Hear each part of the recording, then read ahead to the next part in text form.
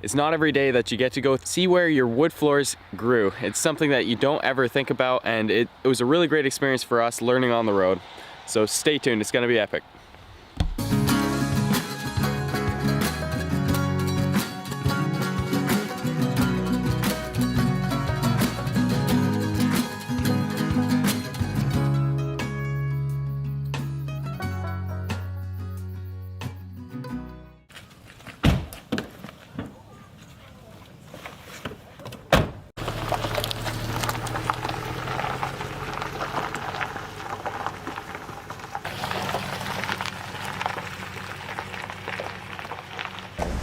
That's so cool. I was like, wow, that's cool. It's like grass and stuff, and then it's actually all clovers. Yeah. I was just thinking, can you imagine trying to run away from something in here? It's all blackberry, like most of Oregon.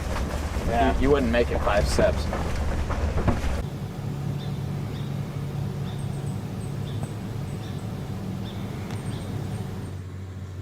This is the sawmill operation that I run, and it's been a work in progress. We started this 12 years ago, I think. Started clearing land here to build this operation, and it's still a work in progress. But we take the hardwood logs that we cut out of our woods, and we also buy hardwood logs from the surrounding area, from landowners throughout the valley, and saw them up here. And this is our sawmill barn here, where we actually do the first primary processing, where we take the logs and turn them into lumber. And then we can kind of walk through the operation and where we do all the secondary work. But that's kind of the gist of what we do. That's really cool. Yeah. And you, with this lumber, do you sell it to people who are building houses, or would you use this to build houses? Yeah, so we make, and I can show you over here, but we make primarily hardwood flooring, and then lumber for furniture and cabinet work, and pretty much anything that goes inside a house, we make it. So we don't do structural lumber. We don't do building or framing lumber, but any sort of decorative work, whether it's flooring or furniture or wall paneling or cabinets or ceiling paneling or stair treads or trim or countertops or any of that, is something that we can make here out of our lumber. That's cool. So that's kind of our specialty. We also have a side business where we make, we sell green oak that hasn't been dried for steam bending for boat builders. So a lot of boat builders all up and down the West Coast, and actually across the country, buy what's called bending oak from us, because it's the best. The Oregon white oak is the best species in the world for making boats. Oh, wow. It's incredibly strong, and you can bend it into very, very tight radiuses, and it won't rupture. And so we ship all over the country this bending oak, and a lot of it goes for folks building like little 1- and 2-man kayaks, but then I also work with folks up in Alaska who have commercial fishing boats and need big timbers to repair their boats. There's a guy building from scratch a 50-foot wooden sailboat. Wow. And he's bought about 3 truckloads worth of wood from us so far, and he's got a ways to go. That's cool. So we work with all kinds of boats. We worked with a 110-foot 3-masted tall sailing ship down in the Bay Area that they're building. Cool. So that's a little side thing that we do, but we do a lot of that as well. That's amazing. Should we go? So the chronological tour is not a geographically convenient tour. We'll walk over to the back and I'll show you where we dry our lumber. It takes anywhere from 6 months to 3 years of air drying here in these sheds before it's ready to go in the kiln for the last step of the drying process.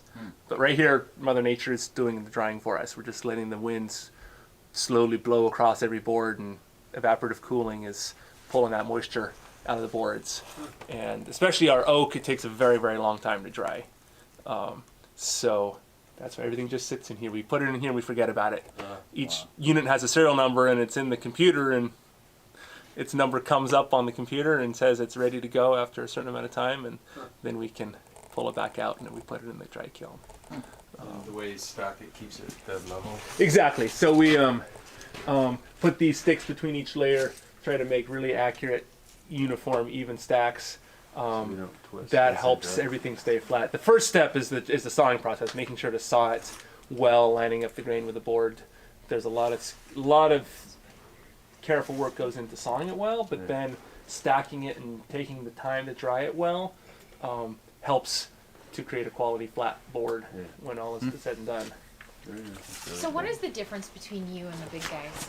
Like the mills, the big mills? We are small enough that we can treat each log on its own merits. We can pay attention to detail on a level that the big mills can't, and really maximize both the quality of wood coming out of each log as well as really stretch that yield. There's no formula. The person running the sawmill is making 1,000 decisions all the time about how to orient that log and get the best boards out of that log. And so the quality that we can crank out is unmatched. Also, nobody is working with Oregon white oak. We're looking at the largest Oregon white oak mill on the West Coast. And that's embarrassing. It's not very big, but that just tells you that there's very little. Nobody else is really doing this. Right. There's a couple of the things that set us apart. We also make phenomenal. Our finished products are really cool, and I would say as good or better than anything anybody else is making. And we're one of a very few examples that's fully vertically integrated, where we're not only managing the forest, but we're delivering flooring into a house to install. And by being vertically integrated, you can check your work. You learn all your steps influence all the other steps that you do, and you can increase your quality at every step of the way. And these are lessons that I never knew until we started bringing a new step into the process. And all of a sudden, when we started planing lumber, all of a sudden we changed how we sawed lumber 2 steps up the chain, because we saw the results. And being able to have that vertical integration really increases our quality. You get to see the end result. Exactly. Yeah. Very cool. And it's a long learning experience, because when you want to change something at the sawmill, it takes a year or more before you see the results after it comes through the drying process back at the planer again. Yeah. So it's a long-term proposition. White Oregon oak that's really interesting to hear about, and all the things that they do with it. He was talking about the guy who's building a 50-foot sailboat up in Alaska, and he just orders from them because it's the best wood he can get for it. So a lot of really interesting stuff.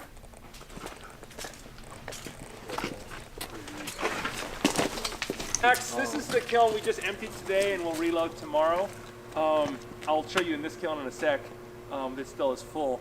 These are the dry kilns, and they're just refrigerated shipping containers that we converted to turn into dry kilns.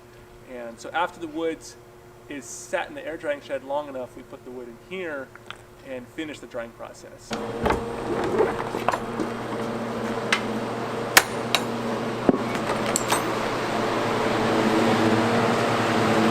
So it's about 140 degrees in there right now. You can walk in, it feels really nice in there. Yeah, feel free to walk in. You'll dry your coat out in about 5 minutes. It's really nice.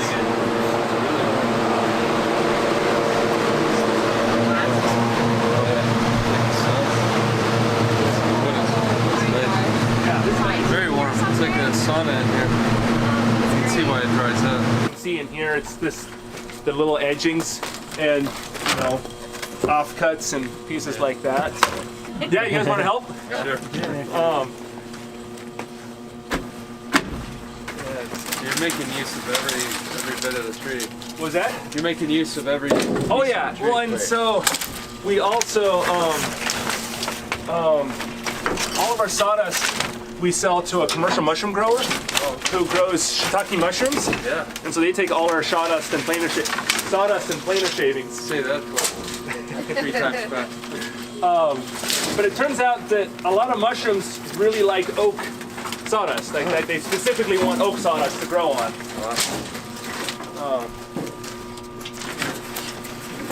That's last year's logs over there. This is a deck of logs that we just logged, actually off of this hillside right here. It was the closest logging job we've ever done to the mills, right here. This is really convenient. So these just came out of the woods, and this will be January and February's project to get sawed up. It's all Mostly oak. There's a couple maples that have a little more kind of golden yellowish color on the ends. That's the maple. But otherwise, it's almost all oak in there.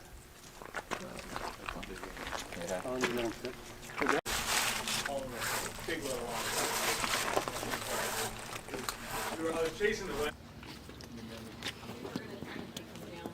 So this is our mill workshop. So once the wood comes out of the kilns, it's dry, but it's rough sawn.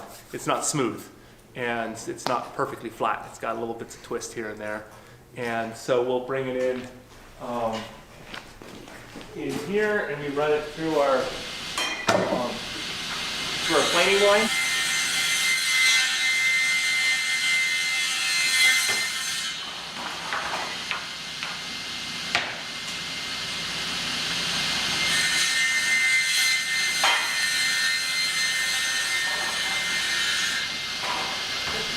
And the end result here is going to be what's called a blank, like this. So this is a piece of oak that's been planed on both sides, and then we've ripped the edges square. So it's been squared up on all four sides, and that this is ready to turn into flooring or furniture or lumber, various sorts. Wow. And hi, Asa. Hi. Hi there. So these are actually going up to a custom furniture shop in Portland. They're going to build really fancy stair treads out of these pieces. Yeah, and these machines, I'm kind of proud of my machines. They're all ancient. And this machine here turned 70 this year. Wow. And it still holds tighter tolerances than you could possibly imagine that any new machine would ever hold. It's incredibly accurate, and it's a workhorse. And I've kind of, that's a planer, yeah.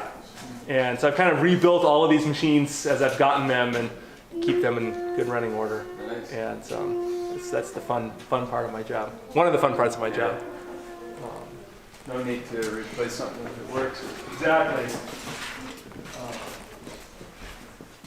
There's a secret room back here.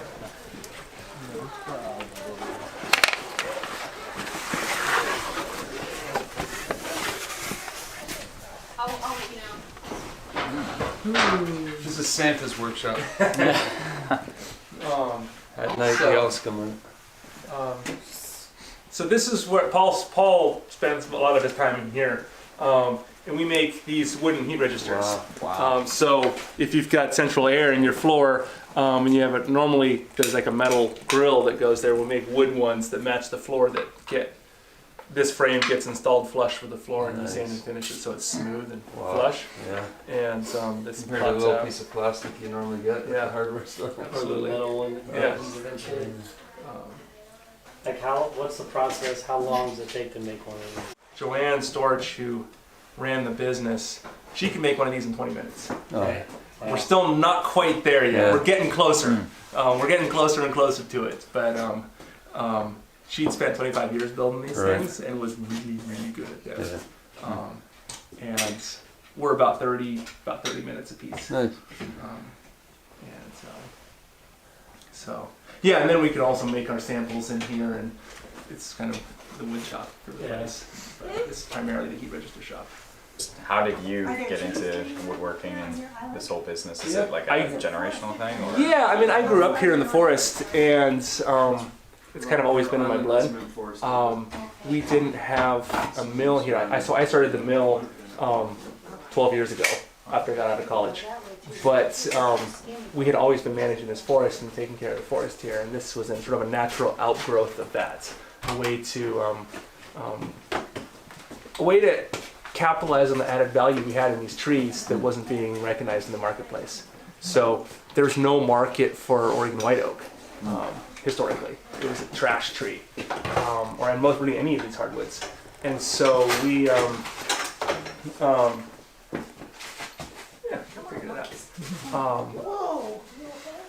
we were trying to figure out what to do with this resource we had. All these trees that were growing here in the forest that the mills didn't want. And so that was kind of the genesis of what got me started in this operation. And we had the forest. We figured, well, let's see what we can do with all the things that the mill won't buy. And started this process, and it was a slow process to get started, but I always knew I wanted to live and work here, and this was a way for me to try to make a living beyond just selling logs, which wasn't really enough to support a family. Right. And I'm still here. Yeah, that's cool.